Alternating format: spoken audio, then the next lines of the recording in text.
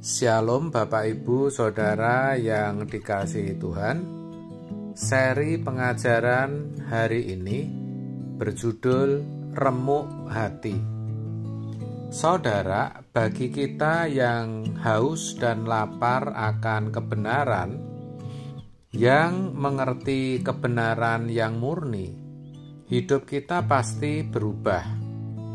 Tetapi yang harus diingat, jangan sampai berhenti berubah. Dibandingkan 3 atau 4 tahun lalu, pasti hidup kita sudah jauh lebih baik. Tentu Tuhan senang melihat kita. Tetapi saudara, hidup kita sekarang harus lebih baik lagi. Kalau tidak, Tuhan tidak akan disenangkan. Kita harus terus berubah dan bertumbuh dalam kebenaran. Hidup kita harus semakin serupa Yesus.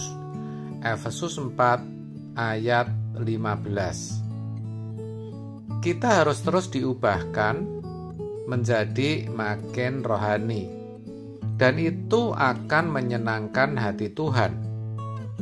Yang namanya kebenaran harus bertumbuh, dan kualitas diri kita juga harus berubah.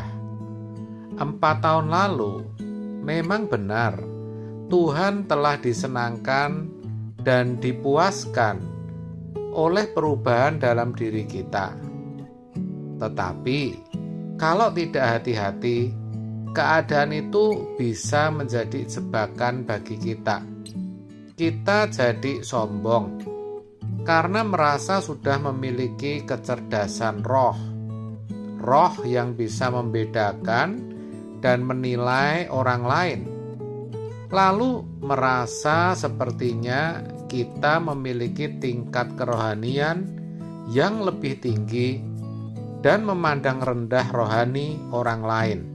Itu biasanya demikian. Maka kita harus hati-hati. Jadi, ibarat ahli parfum yang bisa mencium dan mengenali parfum dari merek apa, ibu-ibu yang bisa tahu berbagai wangi bunga, oh ini melati, oh ini mawar, di mana orang lain belum tentu bisa. Kita pun bisa menilai apakah seseorang memiliki kerohanian yang benar atau tidak. Lalu, yang diberitakan Injil Kristus atau bukan? Betul, bisa loh saudara, karena kita sudah terbiasa melatih, maka otomatis jadi bisa tahu. Hal itu sama ketika seorang yang mau membeli mobil mengajak orang yang mengerti mesin untuk meyakinkan apakah mobil yang akan dibeli mesinnya bagus atau tidak. Pembeli biasanya kurang atau tidak tahu, tetapi montir yang canggih tahu. Oh, mobil ini sehat, bagus. Itu sudah otomatis. Begitu juga kita yang mengerti kebenaran. Kita akan tahu apakah seseorang memiliki kerohanian yang baik atau tidak. Orang lain tidak tahu. Kenapa? Karena kita bisa menganalisis. Tetapi saudara, kita tidak boleh sombong, apalagi menghakimi. Karena itu akan menyakitkan, bahkan menjadikan kita batu sandungan.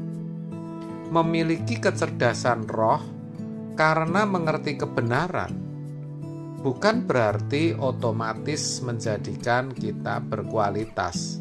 Itu yang harus kita ingat.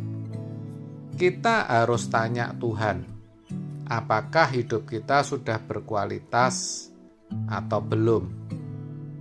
Yang jelas, selain belajar kebenaran, kita harus tetap berdoa.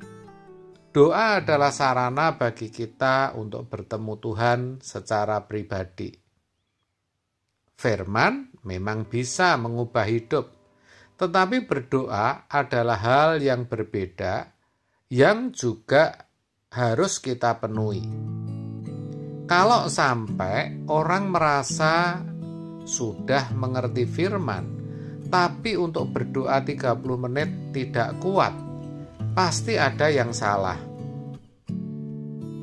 Lalu, kenapa sampai orang tidak bisa berdoa lama? Jawabnya, ya karena masih memiliki banyak kesenangan, hobi. Lidahnya masih mengecap sesuatu yang enak. Juga masih memiliki selera telinga dan selera mata. Saudara, mendengar khotbah, belajar firman, itu bagus. Tetapi berdoa, duduk di kaki Tuhan, itu mutlak. Kita harus punya waktu duduk diam di kaki Tuhan. Bagaimana firman itu dihidupkan di dalam hidup kita, supaya bisa menemukan diri kita oleh pertolongan Roh Kudus. Apakah Tuhan senang dengan keadaan kita? Apa keadaan kita sesuai dengan apa yang Allah kehendaki? Begitu pertanyaannya, saudara. Maka kita harus mau belajar mengikat tubuh kita di hadirat Allah.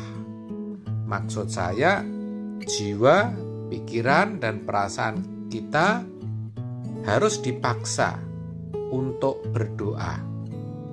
Kita harus berurusan dengan Tuhan atau berdoa secara pribadi, karena Tuhan ingin berurusan dengan kita juga secara pribadi.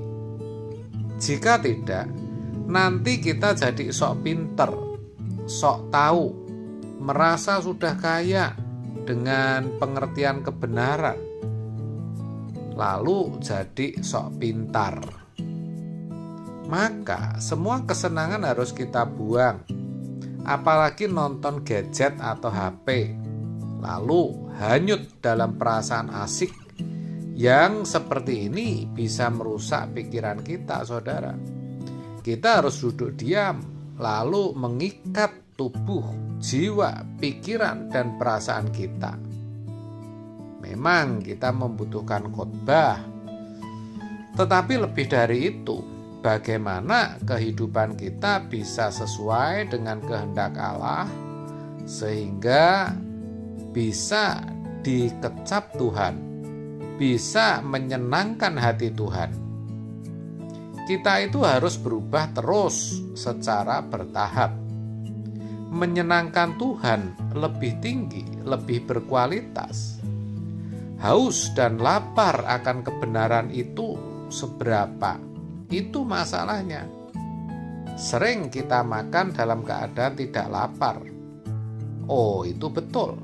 Memang ada orang berkata, jangan makan menunggu lapar, nanti makannya jadi kebanyakan. Tetapi kerinduan untuk berkeadaan sesuai kehendak Allah itu harus sedalam-dalamnya. Kalau kita lapar dan haus pada tingkat tertentu, tubuh kita stres.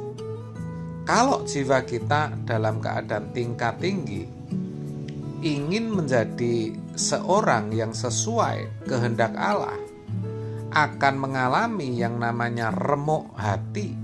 Hatinya remuk. Mazmur 51 ayat 17-19. Dalam hal ini, kita hanya punya satu sumber yang kita harus konsumsi, yaitu Tuhan. Bagaimana kita bisa berkeadaan sesuai dengan yang Dia kehendaki? Masalahnya, kita memiliki banyak masalah. Kapan saya punya ekonomi baik? Kapan penyakit saya sembuh? Kapan saya punya jodoh? Kapan saya punya anak? Bagi orang Kristen baru tidak salah. Tidak salah seperti itu, karena belum mengerti. Tetapi kalau kita sudah mengenal Yesus, tidak ada yang kita ingini kecuali Tuhan. Pasti begitu, saudara.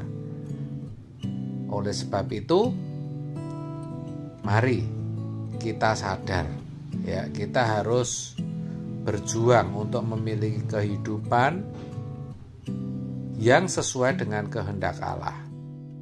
Kita harus memiliki hati yang remuk untuk itu. Amin. Tuhan Yesus memberkati.